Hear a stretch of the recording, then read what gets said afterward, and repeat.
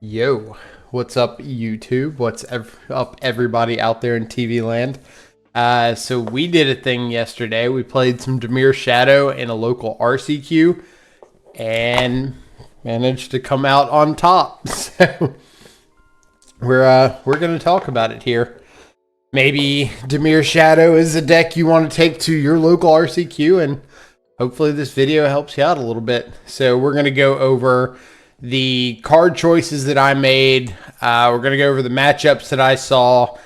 And at the end, we're going to go through some of the popular matchups in Modern that I didn't see and talk a little bit about play patterns and stuff like that. So maybe that'll help you if you happen to run into some of those decks.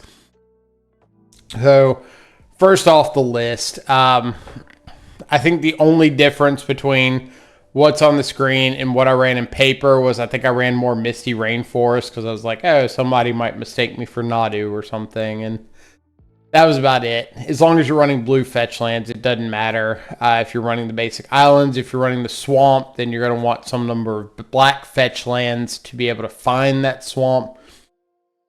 But let's just start from on screen, the far left, and we'll just go on down the line. So first off, the mana base. I've been on 16 lands and 2 MDFCs for a minute. I've seen people going up to 4 MDFCs down to 1 or 0. I think as long as you have like 18 mana sources, 18, 19 mana sources, you're fine. Or I should say at least 18. Any less than that, and you really run into the issue of having that first one or mulliganing for that first one and not finding a second too often. But with your 12 cantrips, we do have a good ability to find that second and third land as long as we have the first. But the ratio here, the 4 water graves kind of understood. The Undercity Sewers, I love the card when I can tutor it up, but I have it in my opening hand so much, or I just naturally draw it. And you can have a lot of really awkward sequences with like an early Nether Goyf, and you want to get Undercity Sewers because you can potentially grow it for free, but then you draw or have a shadow in hand, and Undercity doesn't do anything to improve that shadow. So you kind of have to make a lot of play-by-play calls as to what's better, whether it's trying to grow the Nether Goyf or getting the shadow online. Sink into Stupor has been absolutely phenomenal. Not only is it really good as a 3-mana bolt yourself land in the case of Shadow, but being able to bounce things like Chalice of the Void and Trinosphere and Snaring Bridge, Murktide Regent, the One Ring, anything like that. It's really, really solid. Otherwise, 2 basic islands. The mana has been back and forth. Like I've been on a swamp and an island. I've been on 2 islands. I've been on 2 islands and a swamp. Basically, for me, I think that the worst thing that can happen is having an opening hand that doesn't allow turn 2 counterspell. I think there's way too much stuff in Modern going on way too early in the game that you cannot afford to not have counterspell online turn 2. If you're in a local meta where you're like, oh, Blood Moon is absolutely everywhere, or Blood Moon and Harbinger of the Seas are absolutely everywhere, I have to have a contingency for that. I might consider putting the swamp in the sideboard, but I just don't think you can afford to have those games where you don't have double blue on turn 2 in the blind game 1. So that's my kind of take on the land situation. Second column are cantrips. 4 Mishra's Bauble, 4 Street Wraith, 4 Preordain.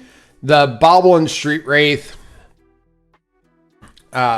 really all of them, like perform extraordinarily well in this triple duty scenario. So duty number 1 duty. Finding your threats or finding your next land drop, so your actual cantrip ability. And we'll talk about like Street Wraith and Bauble. Number 2, growing Nethergoyf. Like making Nethergoyf a sizable threat that enables stubborn denial quickly, clocks your opponent quickly without having to invest too much. And number 3, especially in this kind of build, flipping Tamiyo. Tamiyo flip is phenomenal. But, and I will say this with every breath in my body, if you are going to play Tamiyo,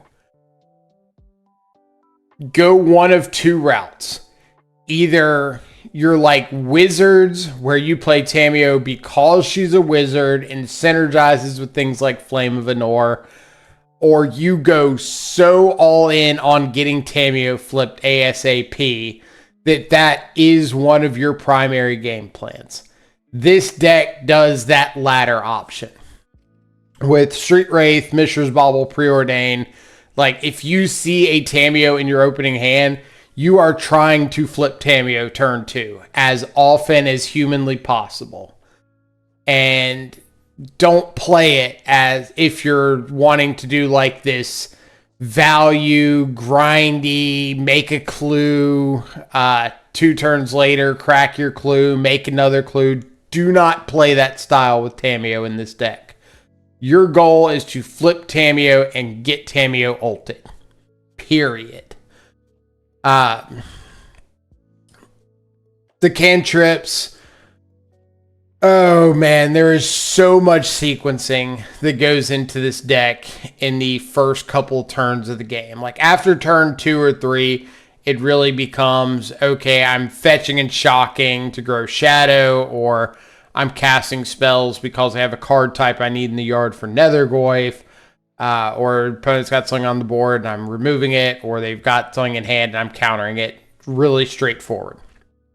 But the first 2 or 3 turns are so much about sequencing your fetches correctly, sequencing your baubles and your wraiths correctly, knowing when to preordain or thought seize versus holding up fatal push or stubborn denial.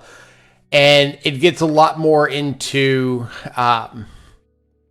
individual matchup analysis, but for the most part, like game 1, especially in the blind, focus on being proactive. Do not keep that hand that's got like 2 counter spells, a fatal push, 2 lands, and a Street Wraith. Like, don't keep it. It's not proactive. You need a Shadow or a Nethergoyf for a Tamiyo flip, or you need a hand with like double preordain plus counterspell to find something, but you know what you're looking for. Don't be on the back foot. You cannot afford to be on the back foot, especially in the blind game 1. Game 2 or 3, matchup dependent. Maybe that transitions a little bit, but game 1, absolutely not. Third column here. This is our interaction. So Stubborn Denial, 4 Counterspell, 4 Thought Seize, 4 Fatal Push, 2 Go for the Throat. A lot of 4-ofs that I like. The Fatal Push, really good against a lot of the aggressive creature decks. Go for the Throat. Primarily got the nod here because of opposing Murktide decks. With Psychic Frog and Murktide on the other side, Go for the Throat. Really good answer into both of those. I've seen people talk about like, was it Shoot the Sheriff from Thunder Junction? I think Shoot the Sheriff is fine in most scenarios. We've got a couple local people playing like Ragavan. Ragavan's a pirate. Shoot the Sheriff misses it. Go for the Throat hits Ragavan, hits Murktide, hits Psychic Frog. So it got the nod. It was really funny, though, that I ran into Infect twice. Once in the Swiss and once in after the Swiss. And Go for the Throat obviously misses Inkmoth Nexus. Very big concern there. But it is what it is. Infect is not a matchup that I'm particularly geared for or trying to tailor my deck to. The 4 Thoughtseize, pretty standard in your Shadow Nethergoyf deck. 4 Counterspell, pretty standard in your blue-based Shadow deck. 2 Stubborn Denial. This was the one that might throw people off. I am a huge Stubborn Denial believer. I know it's not for everybody. Some people are big on Drowning the Lock. Some people are big on running some extra cantrips, like Consider or something. I think Stubborn Denial is phenomenal. Like, when you play a blue-black Shadow build, I really believe that your primary game plan needs to be, I am not going to lose to non-creature decks game 1. I'm going to have some game against creature decks, but if you play on the stack with non-creature spells game 1, I am not losing to you. And then we will go to game 2 and 3 with a sideboard kind of tailored for creature decks if it comes to that. But my goal is to not lose to stack-based decks, stack-based combo, anything like that, game 1, and then figure it out post-board. Stubborn Denial really buys into that idea with Nethergoyf getting up to as big as a 5/6, and it gets to like 4/5, 5/6 pretty frequently with Bauble, Wraith, your fetches, your Undercity Sewers, Preordained Thoughtseize. Really easy to get Goyf to a 4/5 or a 5/6. And then Shadow comes online very easily. Stubborn Denial is online probably 85% of the time you need it. The other 15% being like turn 2 and they play a 1-drop. Or turn 3, they play a 2-drop, something like that, and you just don't have your threat on board yet. But usually at that point, you've got like Counterspell available. You might have Thoughtseize. So it's not the worst trade-off in the world. The other consideration for that spot would be Drown in the Lock. I do like Drown a lot since it can double as a removal spell. So if you got a meta of a bunch of energy decks and prowess and stuff like that, and you want a little more flexibility, and then Drown might be your answer. The last column, the threats, for Nethergoyf. Nethergoyf for me has been an absolute MVP, like absolute all-star card. I do really have to stress, let me get a swig of water. I do really have to stress that I do not think you need to go through unnecessary leaps and bounds to put card types in your deck for Nethergoyf. I believe it was on Aspiring Spike's channel that somebody in his chat was talking about Nethergoyf and wanting to play, I don't know, insert whatever random card name here or card type here. And he really went on this, I don't want to say rant, wasn't really a rant, kind of a tangent about how we've gotten to this point in Modern. We've gotten to this point where like a 1-mana 3/4 is unexciting to people. And that is crazy to me. Like, Nethergoyf is usually a 1-mana 3/4. A lot of times a 1-mana 4/5. A reasonable amount of time a 1-mana 5/6. And that is a ridiculously good rate for a card. So, Nethergoyf being able to come out turn 1 off like a fetch. Maybe you got a Wraith or a Bauble in there. So like a 1-mana 2/3. Turn 2, you Preordain or you Thoughtseize. Now you got a 3/4. You Fatal Push your Stub on their turn. You got a 4/5. And all of a sudden, like, this Nethergoyf is doing a seriously good clock. And most decks in the format are fetching and shocking at least once. So, yeah, I love Nethergoyf. I think in like the mirror match, you're going to run into issues because obviously Murktide, really big, really aggressive. But in all of the other matchups, again, I'm gearing for the non-creature based decks. So the non-Psychic Frog, non-Murktide, non-Nadu decks. Nethergoyf is really, really amazing as a threat that you can just proactively play out on turn 1. If they do have a removal spell for it, if it's destroying it, you can always buy it back in a few turns. If it's exiling it, on to the next threat. We got 4 copies of our namesake Death Shadow. I always get people asking, like, why play Death Shadow? Why play the card itself? And the reason is for the mana to power ratio. It is one of, if not the best, aggressive, just beater cards in Modern. Like, you can't name another card that is potentially 1 mana for like a 10/10. Doesn't exist.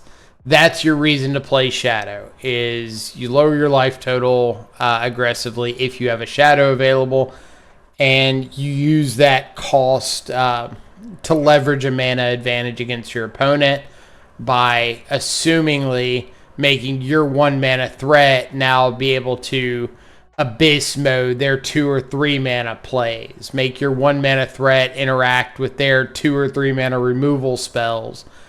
And really push that kind of tempo strategy. But yeah, with Thoughtseize, Street Wraith, your fetch lands. Like, Shadow just allows you to play the rest of your deck unrestrained and have a payoff for it. And when I say unrestrained, I mean, like, you can fetch and chalk. You can have all of your colors of mana available every turn. You can cycle your Street Wraiths when you want. You can Thoughtseize when you want. And here's this really powerful, aggressively slanted creature that takes advantage of all that. The last 2 threats, I'll kind of swap the order around. I'll talk about Bowmaster first. Bowmaster was a bit of a last-minute inclusion. So I played in an RCQ last week and just got absolutely dismantled by creature combo decks like Zombies and Nadu and I forgot the other one. But a bunch of these decks were just going into like ring game plans post board. So like, I'm sitting here with a bunch of removal spells and they're like, here's a 1 ring. Like, cool. So Bowmaster, a little bit of a knee-jerk reaction to seeing a bunch of local 1 ring decks. And of course, like, I barely saw any yesterday. But the hope was that if I ran into something like opposing control decks or opposing energy decks, Bowmaster would let me have a little 2-for-1 ability, maybe kill a creature, maybe ping a little bit off a draw spell. But give me something I can do when I'm holding up mana for counterspell.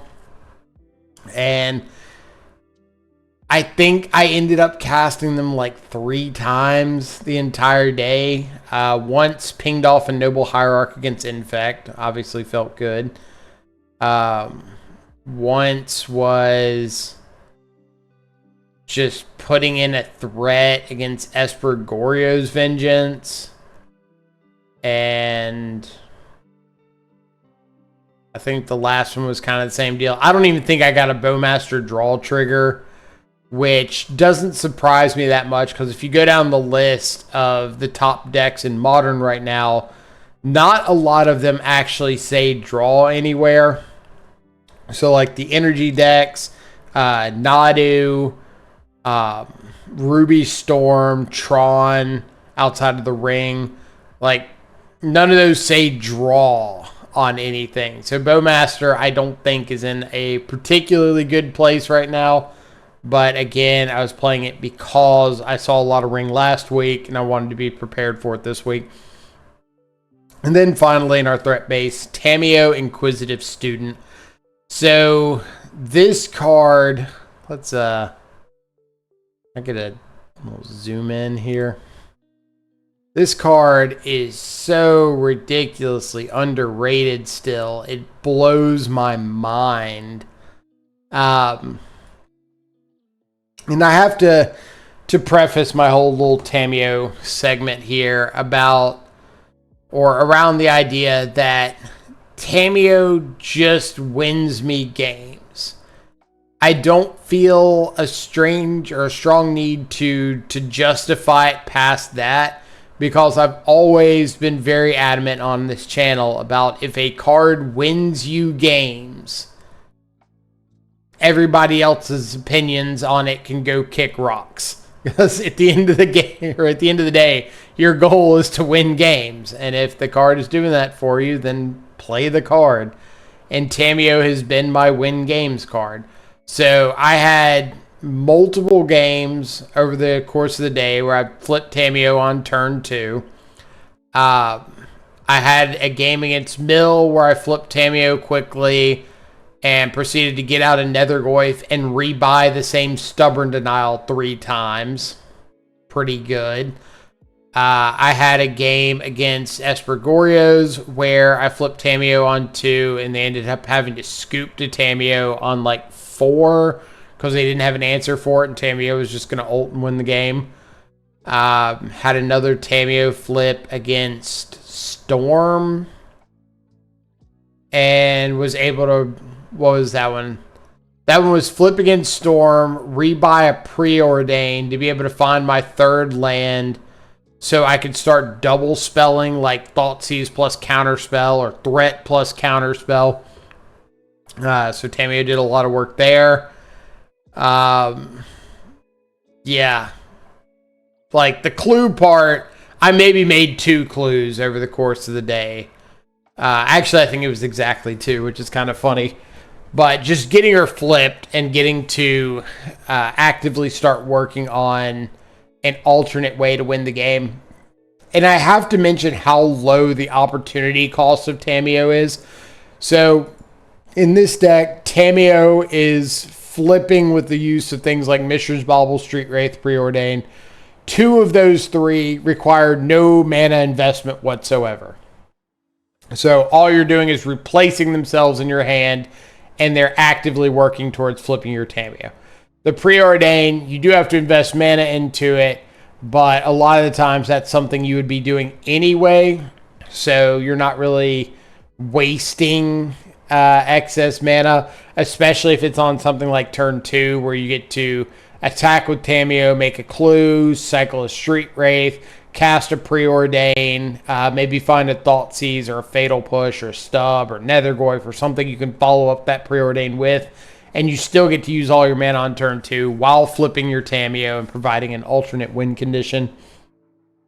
So in that regard, like, Tamiyo, hands down, I think is the easier win condition to slot into the deck. Obviously, people want to know about Psychic Frog. Like, are you off Psychic Frog? Are you just hating on the card?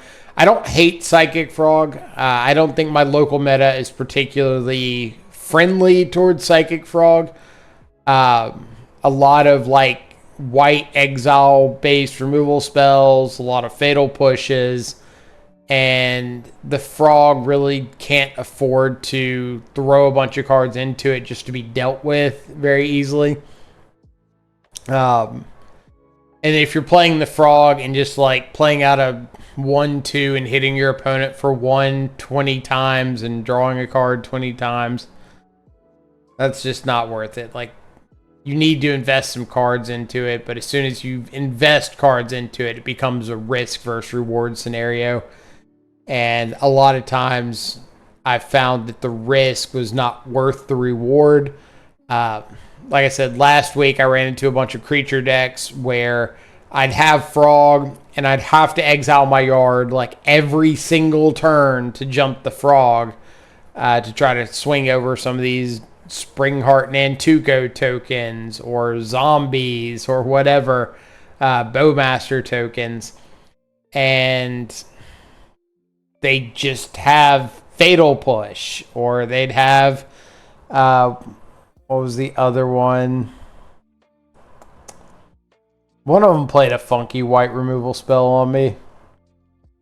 Not Path to Exile, but I'll remember it. But just stuff like that where I'm just giving up too much equity to try to connect with a frog, and that draw just being a random card, unless like you'd have times where you'd fetch for an Undercity Sewers and try to filter that draw a little bit, but not often enough for me to really make use of it. Now, if you are playing a variation that's combining Psychic Frog and Murktide, I think that's a little bit better. But I also think that that deck just doesn't need to be playing Shadow at all. Like, just cut the Shadows, cut the Nethergoyfs, go Bowmaster Frog, Murktide, and go from there. But anyway, let's move on with our deck tech. Finally, the sideboard. 2 Stern Scoldings, mostly for like the energy decks, but also come in against Solitude, Grief decks, things like that. 2 Consigned to Memory, 3rd copy of Stubborn Denial, a Mystical Dispute, and a Narset. The Narset, again, just like the Bowmasters, after seeing all those ring decks last week, I really wanted to hedge for the ring decks this week. So you see like the extra stub in the board, the extra Narset, or the only Narset. The Mystical Dispute was because when I was rolling around, walking through the tournament side ahead of time, I was seeing like what decks did I see that really ticked that off? Esper Gorios. I saw Blue-White Control. I saw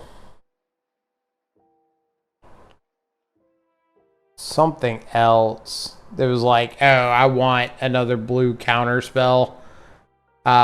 Living End, I think. Either way. Something like that. 2 Toxic Deluge. I used to be on 3. I cut down to 2. I've kind of been on this side of the energy matchup is so bad, I don't really want to devote a bunch of extra slots to it. Plus, the Bowmasters in the main kind of helps the matchup, so I'm hoping it's less dependent on Sweeper's post board. 4 Break the Ice. I think Tron is a pretty rough matchup if you don't have a very aggressive Shadow or Nethergoyf start. And I do think Break the Ice is more impactful than Consigned to Memory, because if you can break the ice on like their initial Ugin's Labyrinth or a Tron land or something, it can set them back a lot more than Consign, where you can get just messed up by like an end of turn Kozilek's Command into untap play, Devourer of Destiny with a cast trigger or something like that. Break the Ice kind of does a better job of stopping that entire sequence from happening. And 2 Unlicensed Hearse, mostly for any of the Grave decks. Nihil Spellbomb's fine, but I really like the value-oriented side of Hearse, being able to pick apart the things I want to pick apart while keeping a potential threat on board without having to commit the entire card to like a one-time nuke. Like, if you've got an Unlicensed Hearse against opposing Murktide decks or something like that, they basically can never get a Murktide down. If you have Nihil Spellbomb and they fill up their grave and you pop Spellbomb, then they can fill their grave back up and eventually land a Murktide. But with Hearse, you're just kind of like, no graveyard, go away, go do something else.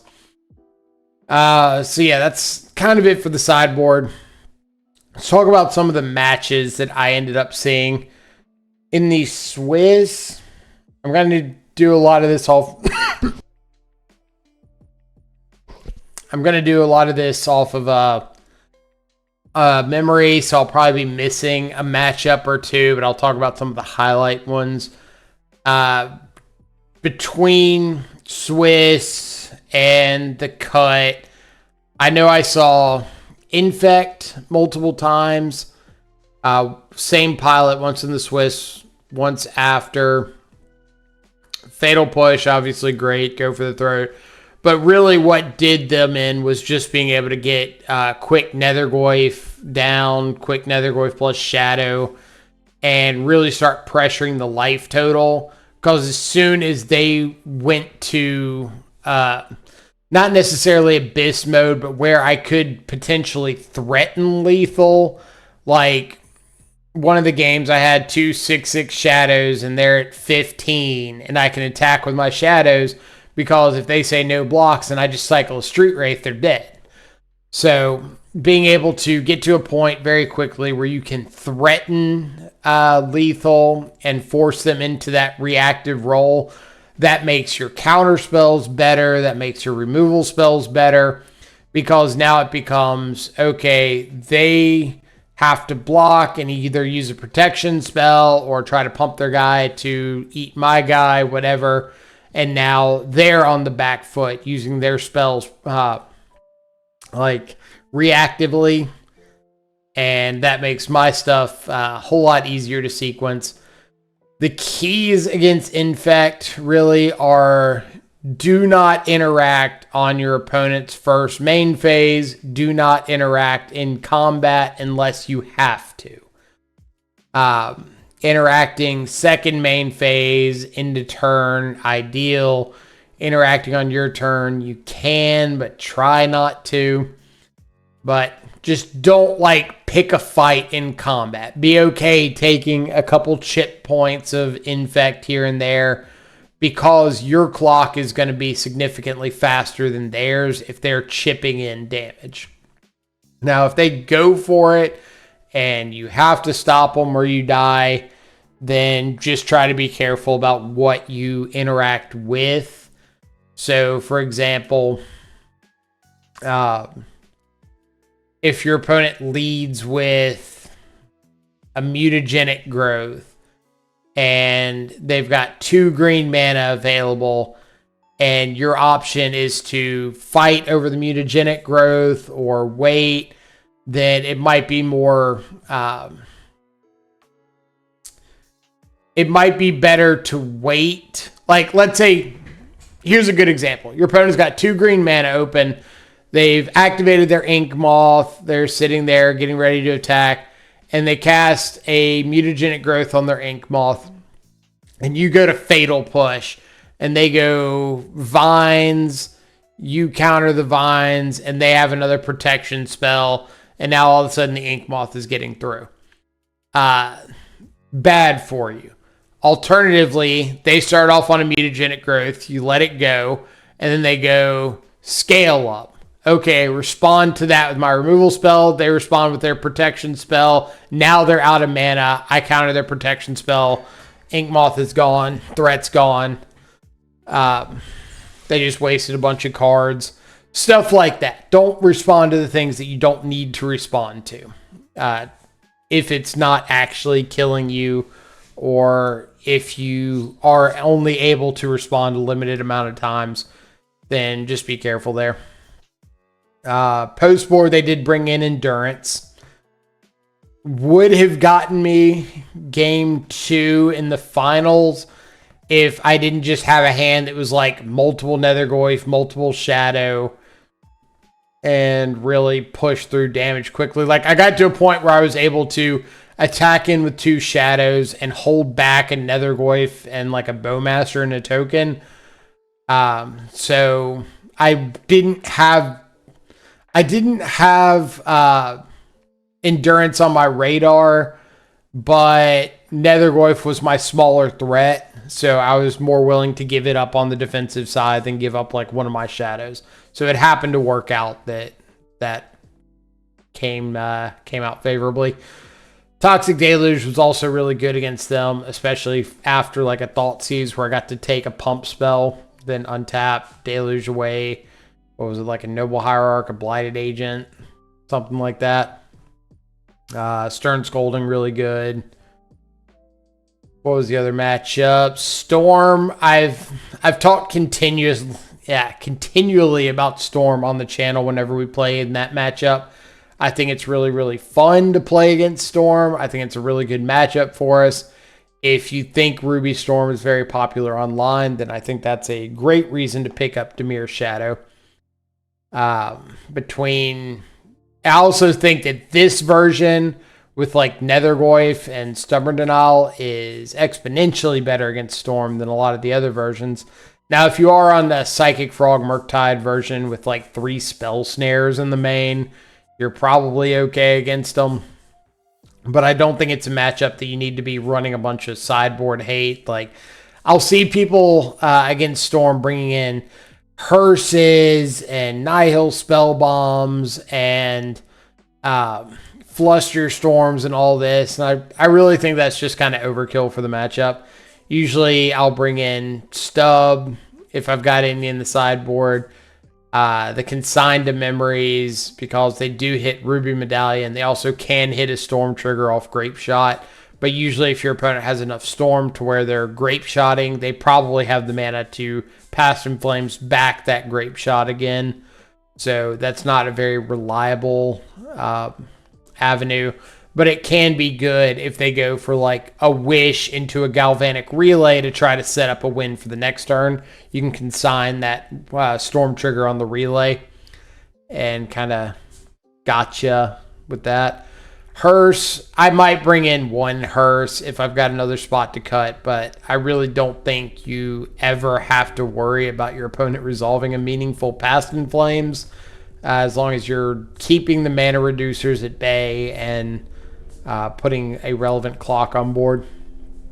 I saw Espergorios, usually a fun matchup with Solitude and Grief. It can be a little annoying especially if they have like Solitude early, or even Philagi Archaeologist with Ephemerate is also pretty annoying.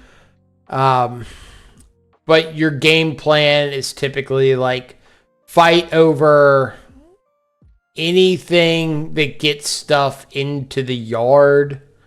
So if you can fight over Archaeologist, I'd suggest that. Their cantrips, if you have a threat down and they go for like a Tainted Indulgence, then I would fight over it.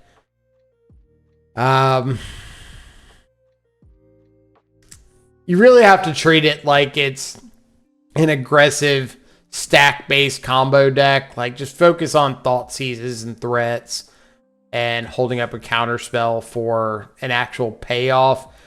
There are a lot of times where you might have like a Shadow and a Nethergoyf, or Nethergoyf and a Tameo, or something like that, and you have to let your opponent resolve a Prismatic Ending and save your counterspell for like a Gorgo's Vengeance. Don't just get baited into, oh, I have to counter this removal spell and let them have free reign with their next thing. It can also make it really important to trust your gut in the matchup, because like I've had times where my opponent, I had one of my games yesterday where I had a Nethergoyf and a Shadow out, and I think my opponent went for a Prismatic Ending on my Shadow, and I had to let it resolve. And turns out they had like an Ephemerate and a Traxa and a Solitude, and they could have Solituded my Nethergoyf and like Ephemerated it if I had countered it. But since I let the first Prismatic Ending go and held my counterspell, I was able to save my Nethergoyf. So pretty important there to just not throw away your resources just for the sake of being efficient. Like, just because you have them doesn't mean you need to use them. Sideboarding against that deck, Stern Scolding's really good because it does hit Solitude, Grief, and Archaeologist. Stub's great. Mystical Dispute's great. Narset's actually pretty reasonable because it can make the Tainted Indulgence just to draw 1, discard 1. And then it helps you find like your counter spells and Thought Seizes. But don't play out Narset. Like, I would bring in Narset on the play, but not the draw.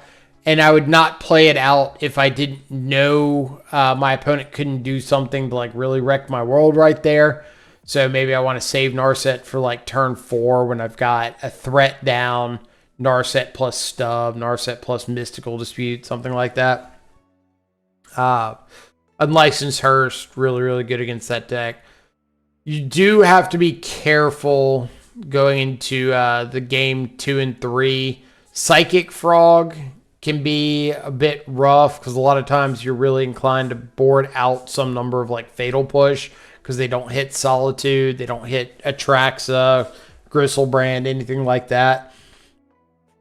So if your option on turn 1 on the draw is between casting a Preordain or holding up like a Stern Scolding, I would hold up the Scolding, look for the Psychic Frog, try to regain a bit of mana tempo advantage and go back to your turn with your mana available.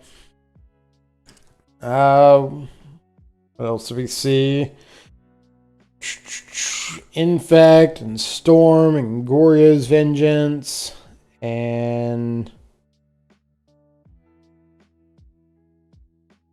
Mill. Yes, all Mill. Mentioned at the beginning, flipped Tameo against Mill, was able to just rebuy a stub like 3 times with the Nethergoyf. That was really sweet. Game 1, I got kind of fortunate because my opening hand, I believe, was double Watery Grave and a Sink into Stupor. So I just never had to fetch and left an Archive Trap stranded in their hand for a while. My opponent did Surgical my Shadows on turn 1, and I had another Shadow in hand, but I did have a Nethergoyf to follow it up. Nethergoyf is a really good threat against Mill since obviously they can flip it over and you can buy it back. So there's kind of a cool advantage of Nethergoyf, and it's basically always going to be a 5/6. Crabs, very, very annoying. If you can, try to find a spot where like they're fetching for a crab and kill it. Doesn't always work out. Sometimes they just like play crab, play the fetch land, pass, and you're just kind of, but at the end of the day, if they do get a bunch of crabs rolling, it will run you over. Sideboard. Oh, Mystical Dispute. Mill was the other reason that I brought Mystical Dispute, because there were like multiple Mill players in the room. Stub, Dispute are great. I think I brought in Narset because I wanted to board out like 3 Street Wraiths. And I just wanted something else to bring in. Or I board out like 2 Go for the Thirds and a Street Wraith, something like that. Or Bowmaster. Did I board out Bowmaster? That might have been it. It might have been Stub, Mystical Dispute, Narset for 3 Bowmasters. Mainly because Bowmaster looks really awful when you ping your opponent for 1 and they just have like an 0-2 and an 0-3 crab and you're like, I can't attack. Woe is me. Yeah, that's about it on Mill. Mill's pretty... Mill, you either get cheesed out by like 5 crabs and there's nothing you can do about it, or you get fortunate, you get a threat down early, and you just kind of answer. They were on the blue-white version instead of the blue-black. I do think blue-white is a bit worse against us because they were running Prismatic Ending and Snapcaster and Preordain, a lot of like sorcery speed, slow stuff. And that's cards I really want to see on the opposing side out of my opponent's like non-creature combo deck. So that was kind of cool. The blue-black version running Fatal Push and Drown in the Lock I think makes life a lot more difficult. But it is what it is. Some of the matchups that I was expecting that I did not see, like last week I saw Nadu. Didn't see Nadu this week. Bowmaster I don't think is particularly impactful against Nadu. Tameo's pretty okay if you can flip her quick and start rebuying spells. So just rebuying like Thought Seizes, counter spells, things like that to interact a little bit more. But the best thing you can do against Nadu is quick threat, keep Spring Heart and Nantuko off the board, because not only will the card itself obviously combo Nadu extremely well, but the chump blockers it makes will make your life miserable trying to push through damage. Like a Nantuko plus a fetch land will extend the game so much that they're going to draw out of whatever you're trying to do. It also turns Court of Calling online. Yeah, just kill Nantuko on sight if you can. Sideboarding against Nadu. Stern Scolding's good. Doesn't hit Nadu, but takes care of a lot of the cheap creatures that enable Nadu. Really need to focus removal spells on Delighted Halfling, because it does mean your counter spells can't hit Nadu. The Ring a lot of times will come in post board, so Consign to Memory is not dead. You can consign a Shuko, you can consign a One Ring, you can consign a Urza's Saga 3rd chapter trigger to go search for a Shuko. So you do have some consigned targets there. Mystical Dispute like only hits Nadu, so I wouldn't bring that in. Narset, they don't draw. Toxic Deluge is good. Break the Ice, no. Hearse, no. So that's kind of about it. Siding out. Stub's not good. Stub only hits the Chord of Calling. And if you're really focusing on keeping a lot of these threats off the board, then you kind of naturally shut off Chord anyway. Plus, you have some number of counter spells. You got some number of Thought Seizes. Really just need to keep the board clear as much as possible the first like 3 or 4-ish turns. And you can usually turn the corner there. But what happens a lot of times is people will keep reactive hands with like a counter spell and preordain, bobble, couple lands, maybe a Bowmaster, and their opponent just goes turn 1 Delighted Halfling, and the game's over. Because now you can't counter the Nadu, you can't counter the One Ring. Hopefully they don't have an Urza's Saga 2, or that gets exponentially worse for you as well. So, yeah, you got to keep removal hands. You cannot keep counterspell heavy hands. I didn't see Mono Black Necro this week. I saw that last week. Another One Ring deck that kind of pulled one over on me. I was playing Psychic Frog last week, and I noticed that against Mono Black, the games that I saw Psychic Frog, I ended up losing. And a lot of times it was just because, one, I couldn't afford to throw away a lot of my hand to make the clock better with Psychic Frog. And if I didn't make the clock better, then I just didn't win the game before they were able to draw enough pieces to overwhelm my counter magic. And two, you can't play out Psychic Frog turn 2 on the draw. Like, you do have to understand with Psychic Frog, if you're not comboing it with something, then the power level of Psychic Frog like drops off heavily the farther into the game you play it.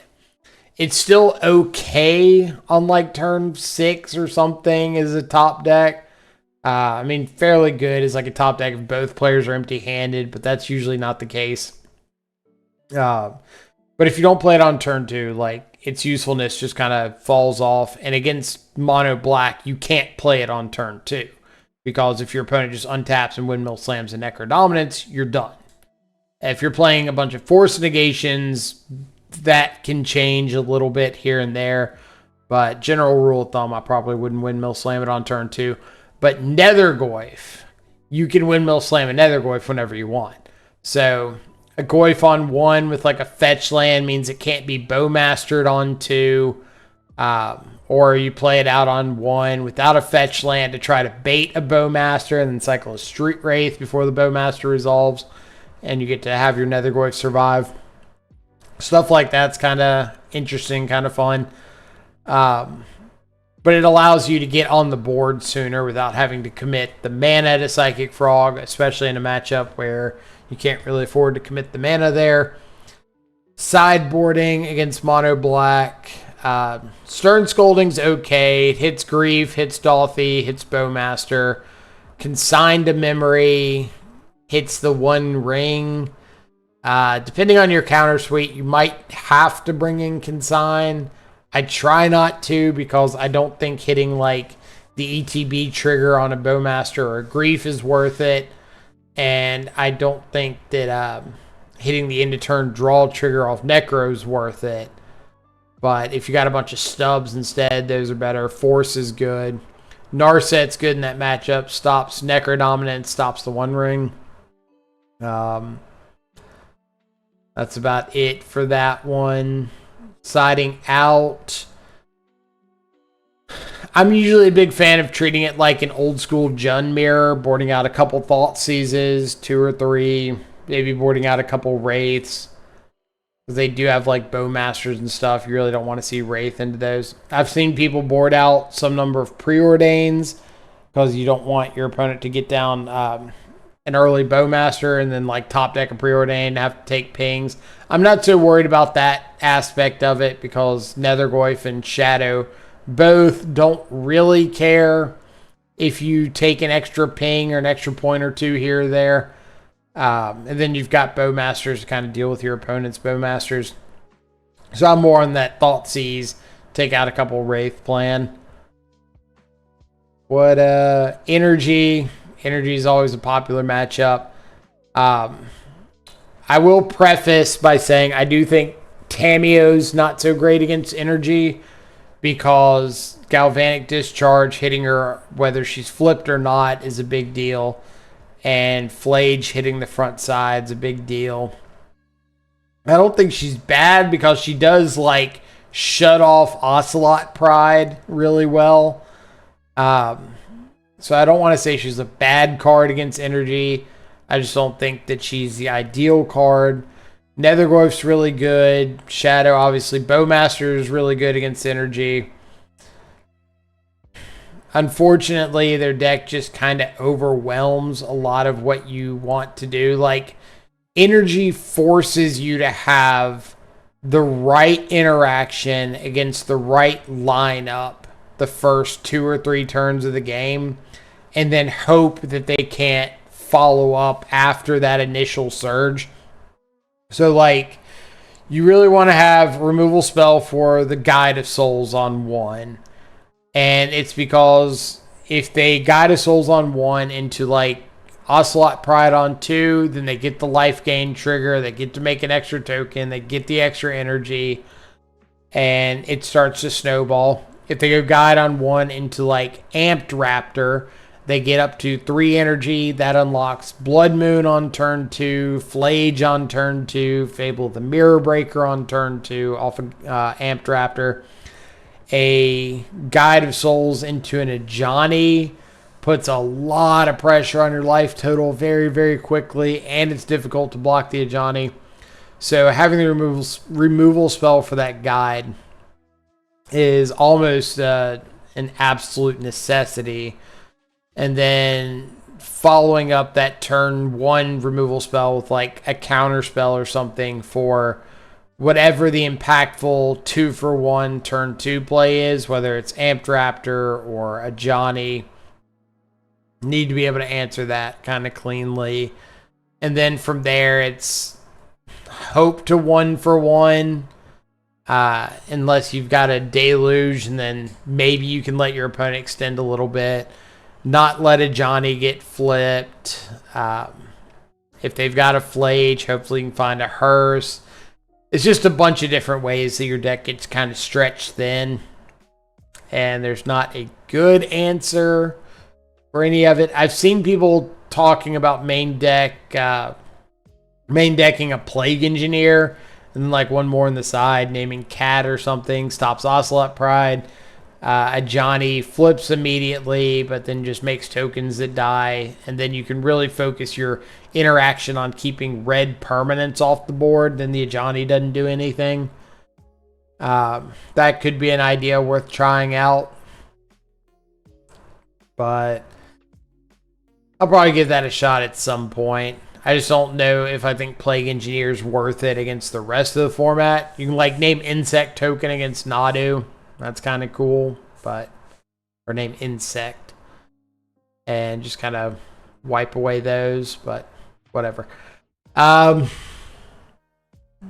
other big matchups? Tron. I didn't see Tron, but I know one of the guys that was in our test group was playing Tron, so I was kind of expecting it to be. I got really lucky. So let me tell you about this room.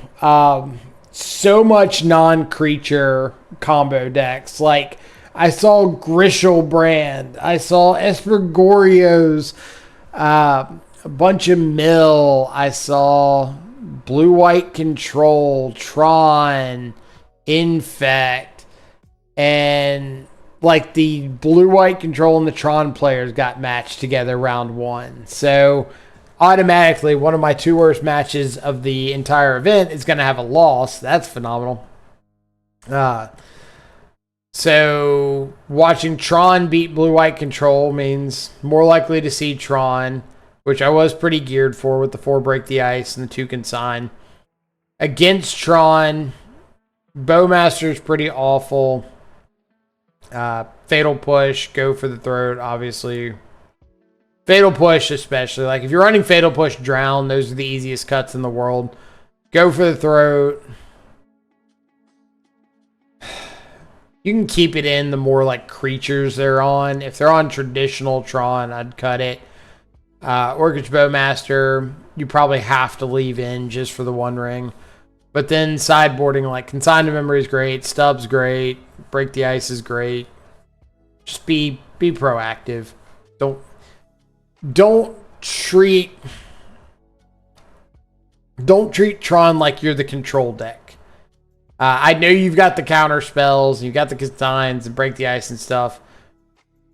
Treat Tron like you're the Thoughtseize Nethergoyf Shadow deck. Like you're old school Jund, and your job is to get under them before they land a big haymaker. The difference between us and old school Jund is occasionally they go for the big haymaker and we get to counterspell or consign to memory or something like that. But don't keep a hand that's got like 2 fetch lands, double break the ice, Bowmaster, counterspell. Like I know it looks really enticing, but it's not going to win you the game. They're far more resilient than that nowadays. So just save yourself a lot of time and effort and don't keep that kind of hand. Let's see what other matchups are popular. GG Goldfish. Hope y'all are enjoying the background music.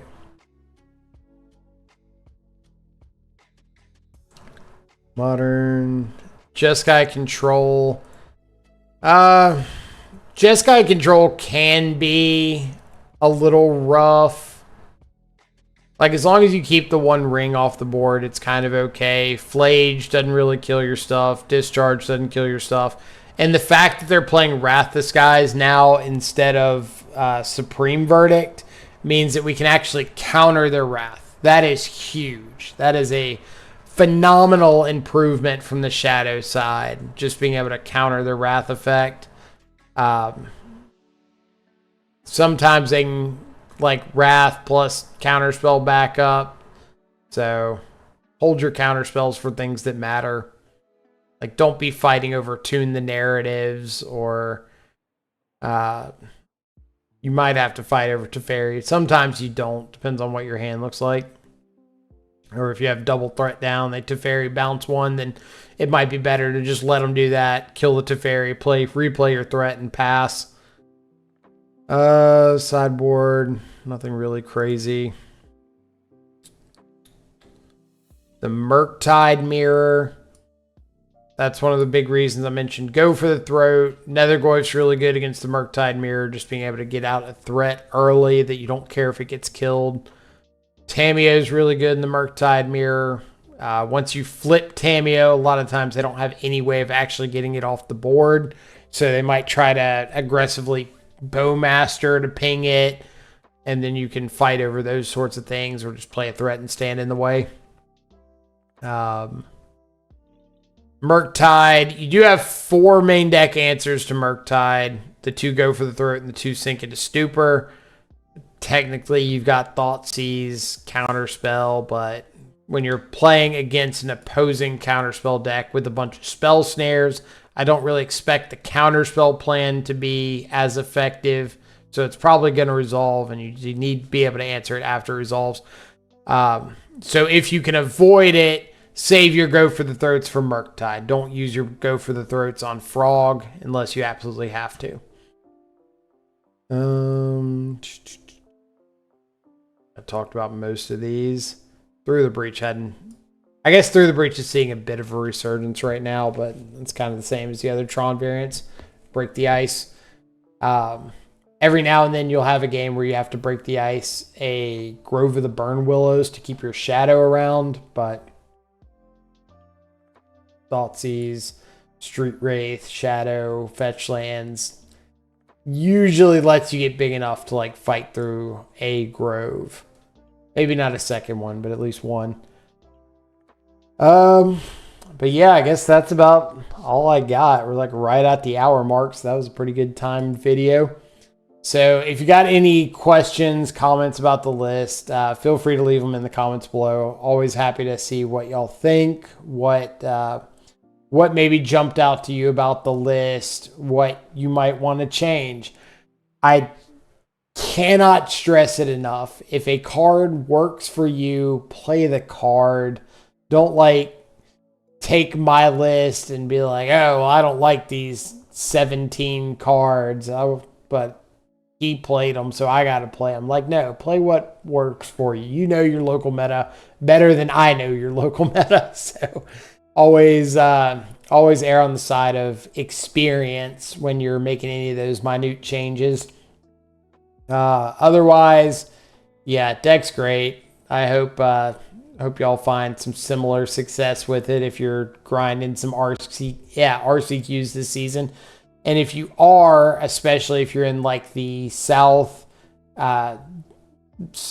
US Gulf Coast area from like Florida over to Texas, then hopefully I will be at a couple more events trying to qualify for the second RCQ. I think this qualification was for either Portland in February or Charlotte in March. And I have no idea which one I'm going to yet, maybe both. But if you do end up in one of those, come say hey. Always love saying hey to everybody. But other than that, hope you all have a fantastic rest of your day. Have social links down below for Discord, Twitter, Twitch, everything like that. So if you want to come talk about the list or see any of the discussions involving it, then those are the places to go. But I will catch everybody back later. Hope you enjoy some good food and company. Adios for now.